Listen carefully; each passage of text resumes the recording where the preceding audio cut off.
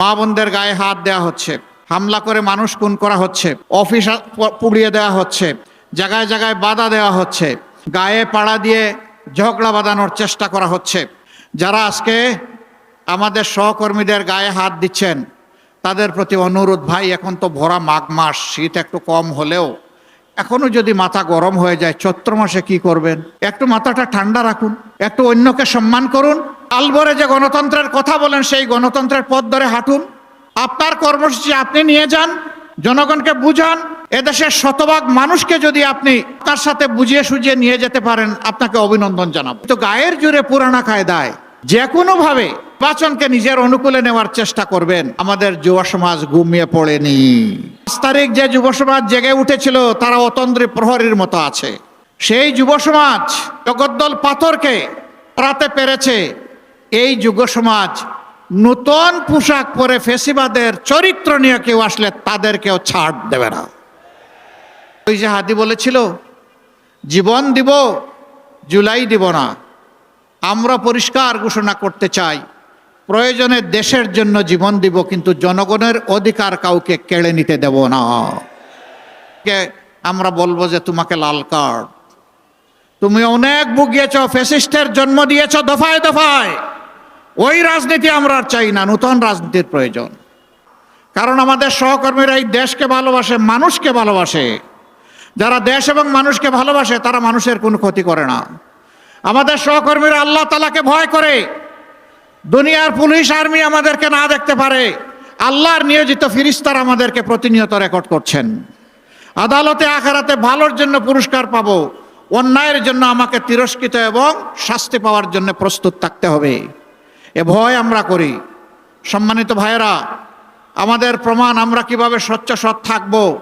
আমাদের 2 জন শহীদ নেতা, আমাদের সাবেক আমির শহীদ মৌলানা মতিউর রহমান নিজামী এবং শহীদ সেক্রেটারি জেনারেল জনাব আলী আহসান মোহাম্মদ মুজাহিদ, তারা 3টি মন্ত্রণালয়ে 2 পর্যায়ক্রমে এই 2 দায়িত্ব পালন করেছিলেন। যতদিন ওই সংশ্লিষ্ট মন্ত্রণালয়ে দায়িত্ব পালন করেছেন সেই সময়টা জুড়ে আমাদের কোনো প্রতিপক্ষ, শক্ত কোনো সমালোচক অথবা শত্রুও আঙ্গুল তুলে বলতে পারে নাই যে তারা অসৎ ছিলেন এবং তারা ছিলেন দুর্নীতিপরায়ণ, তারা ছিলেন স্বজনপ্রীতিপরায়ণ। এই কথা কেউ বলতে পারে নাই। সম্মানিত এলাকাবাসী, দোয়া করেন আমরা যেন কথা রাখতে পারি। এখন কথা আসে, জনগণের ভোটে ধরে নেন আপনারা নির্বাচিত হলেন, তাহলে তো আপনারা ওয়াদা পালন করবেন। যদি আপনারা সুষ্ঠু ভোট হওয়ার পরেও নির্বাচিত না হন, আপনাদের নীতি কি হবে? সুষ্ঠু ভোটে যেই নির্বাচিত হবে আমরা তাকে ওয়েলকাম করব। আমরা যদি নির্বাচিত হই তাইলে অন্যদেরকে ওয়েলকাম করতে হবে। এটাই ডেমোক্রেসির এসেন্স, সৌন্দর্য। আমি জিতলে ওয়েলকাম, না জিতলে বিফল কাম আমি মানি না। এটা বন্ধ হতে হবে। তবে হ্যাঁ, নির্বাচনটা সুষ্ঠু হতে হবে। আলামত ভালো নয়, চতুর্দিকে বিভিন্ন মন্দ আলামত ফুটে উঠছে। মা বোনদের গায়ে হাত দেওয়া হচ্ছে, হামলা করে মানুষ খুন করা হচ্ছে, অফিস পুড়িয়ে দেওয়া হচ্ছে, জায়গায় জায়গায় বাধা দেওয়া হচ্ছে, গায়ে পাড়া দিয়ে ঝগড়া বাঁধানোর চেষ্টা করা হচ্ছে। আমরা নির্বাচন কমিশন এবং সরকারকে বলতে চাই, আপনারা বলেছেন সুষ্ঠু এবং ইতিহাসের সবচাইতে শ্রেষ্ঠ নির্বাচন আপনারা উপহার দেবেন। এখন পর্যন্ত জনগণ আশঙ্কায় আছে, আশ্বস্ত হয়নি। আপনারা উপযুক্ত পদক্ষেপ নিয়ে জনগণকে আস্থায় আনেন। যদি আস্থায় না আনেন তাহলে ব্যর্থতার দায় আপনাদেরকে বহন করতে হবে। যারা আজকে আমাদের সহকর্মীদের গায়ে হাত দিচ্ছেন তাদের প্রতি অনুরোধ, ভাই এখন তো ভরা মাঘ মাস, শীত একটু কম হলেও এখনো যদি মাথা গরম হয়ে যায় চৈত্র মাসে কি করবেন? একটু মাথাটা ঠান্ডা রাখুন, একটু অন্যকে সম্মান করুন। গালভরে যে গণতন্ত্রের কথা বলেন সেই গণতন্ত্রের পথ ধরে হাঁটুন। আপনার কর্মসূচি আপনি নিয়ে যান, জনগণকে বুঝান। এদেশের শতভাগ মানুষকে যদি আপনি আপনার সাথে বুঝিয়ে সুঝিয়ে নিয়ে যেতে পারেন, আপনাকে অভিনন্দন জানাবো। কিন্তু গায়ের জোরে পুরানা কায়দায় যে কোনোভাবে নির্বাচনকে নিজের অনুকূলে নেওয়ার চেষ্টা করবেন। আমাদের যুব সমাজ ঘুমিয়ে পড়েনি। 5 তারিখ যে যুব সমাজ জেগে উঠেছিল তারা অতন্দ্রী প্রহরীর মতো আছে। সেই যুব সমাজ জগদ্দল পাথরকে সরাতে পেরেছে। এই যুব সমাজ নতুন পোশাক পরে ফেসিবাদের চরিত্র নিয়ে কেউ আসলে তাদেরকেও ছাড় দেবে না ইনশাআল্লাহ। আমরা তৈরি। ওই যে হাদি বলেছিল, জীবন দিব, জুলাই দিব না। আমরা পরিষ্কার ঘোষণা করতে চাই, প্রয়োজনে দেশের জন্য জীবন দিব, কিন্তু জনগণের অধিকার কাউকে কেড়ে নিতে দেব না ইনশাআল্লাহ। আপনারা প্রিয় দেশবাসী শুধু আমাদের সাথে থাকবেন, আমরা সমান তালে লড়ে যাব যতদিন পর্যন্ত এই দেশবাসীর বিজয় না হবে। স্পষ্ট কথা, আমরা জামাতে ইসলামের বিজয় চাই না, আমরা 18 কোটি মানুষের বিজয় চাই। 18 কোটি মানুষের বিজয়ের জন্য আমাদের লড়াই। এ লড়াই কেউ থামাতে পারবে না। আমরা কোনো শক্তি, কোনো দেশ, কোনো ব্যক্তিকে পরোয়া করি না। আমরা পরোয়া করি আল্লাহ রাব্বুল আলামিনকে। আল্লাহ তাআলা ছাড়া কারো কাছে আমরা মাথা নত করি নাই, মাথা নত করব না। আমরা এদেশের বীরদেরকে বুকে ধারণ করে লড়াই চালিয়ে যাব ইনশাআল্লাহ। এ লড়াইয়ে ইনশাআল্লাহ জনতার বিজয় হবে, সত্যের বিজয় হবে, দুর্বৃত্তদের বিরুদ্ধে ইনশাআল্লাহ আমাদের বিজয় হবে। আমরা সেই বিজয়ের জন্য সবাইকে নিজ নিজ জায়গা থেকে অবদান রাখতে বলি। 2টি ভোট, একটা হচ্ছে হা ভোট। এটাই কারণে ওই বস্তা পচা রাজনীতিকে আমরা বলবো যে তোমাকে লাল কার্ড। তুমি অনেক ভুগিয়েছ, ফ্যাসিস্টের জন্ম দিয়েছ দফায় দফায়।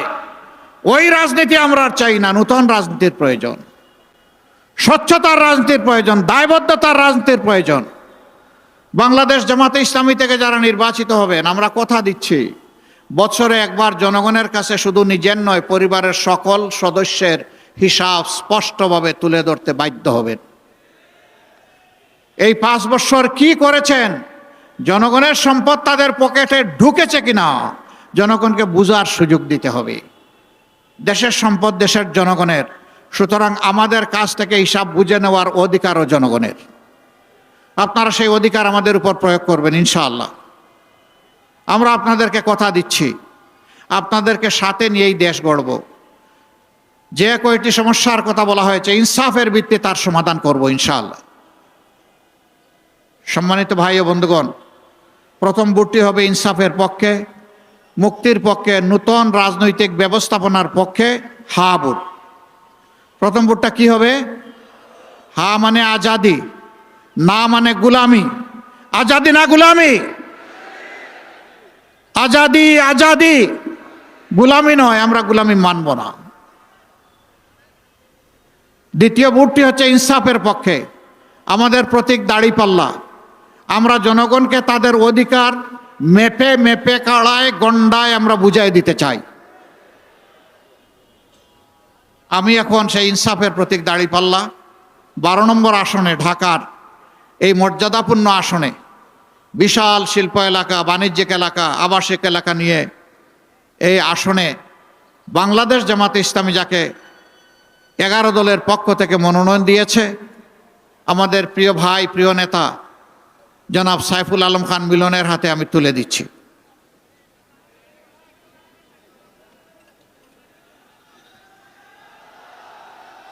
ধরেন, শক্ত করে ধরেন, উছিয়ে ধরেন। আমরা তার হাতে ইনসাফের প্রতীক দাড়িপাল্লা তুলে দিলাম। আরে ভাই, মার্কা আছে? কোন সে মার্কা? আরো জুড়ে 12 তারিখ সারাদিন বিজয় হবে ইনশাআল্লাহ, ইনশাআল্লাহ। আল্লাহ তাআলা 12 তারিখ সেই বিজয়ের হাসি নিয়ে ঘরে ফেরার তৌফিক দান করুন। এই হাসি জনগণের, এই হাসি সাইফুল আলম খান মিলনের নয়। বিজয় যদি আসে, জনগণের দায়িত্বের বোঝা পাথর তার ঘাড়ে চাপবে। তখন এটার হিসাব নিকাশ জনগণের কাছে দিতে হবে। আল্লাহ রাব্বুল আলামিনের ভার বহন করার তৌফিক তাকে দান করুন। 12 তারিখ আপনাদের হিসাব সমঝে নিয়ে তারপরে ঘরে ফিরবেন ইনশাআল্লাহ। এরপরে ঘরে ফিরে আপনারা শান্তিতে ঘুম দেবেন, ঠিক আছে? হ্যাঁ, জি না? ঘরে ফিরে ভালো করে উজু করবেন, তারপরে 2 রাকাত নামাজ, 4টা সেজদা, চোখের পানি দিয়ে আল্লাহর শুকরিয়া আদায় করবেন। আর আল্লাহ তাআলার কাছে তৌফিক চাইবেন আগামীর বাংলাদেশ আগামীর প্রত্যাশার বাংলাদেশ, আগামীর ঐক্যবদ্ধ বাংলাদেশ, আগামীর তরুণদের বাংলাদেশ, আগামীতে মা বোনদের গৃহে চলাচলে এবং কর্মস্থলে নিরাপদ বাংলাদেশ যেন আমরা করতে পারি। আল্লাহ হাফিজ, আল্লাহ হাফিজ। লিল্লাহি তাকবীর, লিল্লাহি তাকবীর। ইনকিলাব, ইনকিলাব, ইনকিলাব, ইনকিলাব, ইনকিলাব জিন্দাবাদ। আসসালামু আলাইকুম ওয়া রাহমাতুল্লাহ।